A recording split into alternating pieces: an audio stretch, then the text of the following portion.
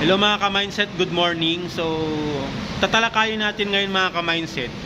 So, habang naghihintay ako ng meeting namin, kasi may meeting kami sa main office, no? Managers meeting. So, since may oras pa ako mga ka-mindset, so meron tayong i-discuss, pag-uusapan. Ano daw pinagkaiba ng boastful sa confident? Well, actually, si boastful mga ka-mindset or si mayabang, sila yung puro lang hangin, di ba? More on talk, pero definitely wala naman talagang laman. O in short, ampaw. So sila yung mayabang, puro hangin, pero wala naman talagang ibubuga. So sila yung tinatawag or dinidifferentiate na boastful. Now, ano naman daw si confident? Well, si confident naman mga ka-mindset, sila yung medyo tahimik lang, di ba? Nag-o-observe lang. Pero kung nasa spotlight na sila, talagang makikita mo yung bihasa, knowledgeable, may alam, may ibubuga, may laman yung bawat sasabihin. So sila yung mga tinatawag nating confident na tao. So pinagkaiba kasi ng boastful sa confident mga ka-mindset.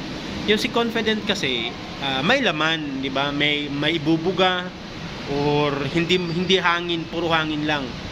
Unlike kay boastful, gaya ng sinabi ko, puro lang hangin, puro lang yabang.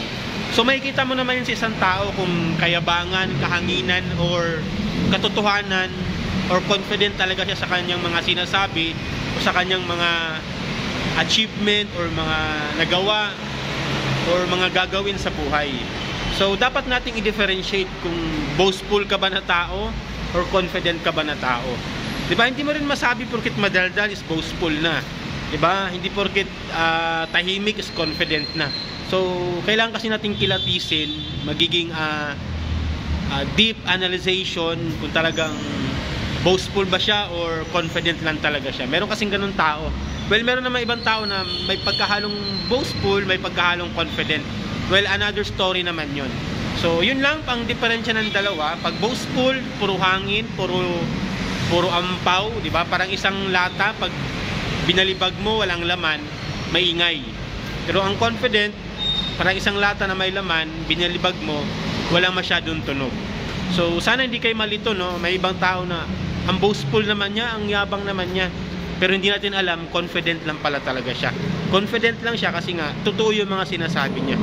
Confident lang siya kasi alam niya mismo sa sarili niya na totoo at kaya niyang gawin o panindigan yung mga sinasabi niya. Unlike kay boastful, more on talk, pero wala namang action. Or kung action man, hindi nagtutugma sa kanyang mga sinasabi. So, sana may natutunan mga ka-mindset, no? So, anong pinagkaiba ng boastful and confident? Okay? So, have a nice day. Sana okay tayong lahat. God bless us all.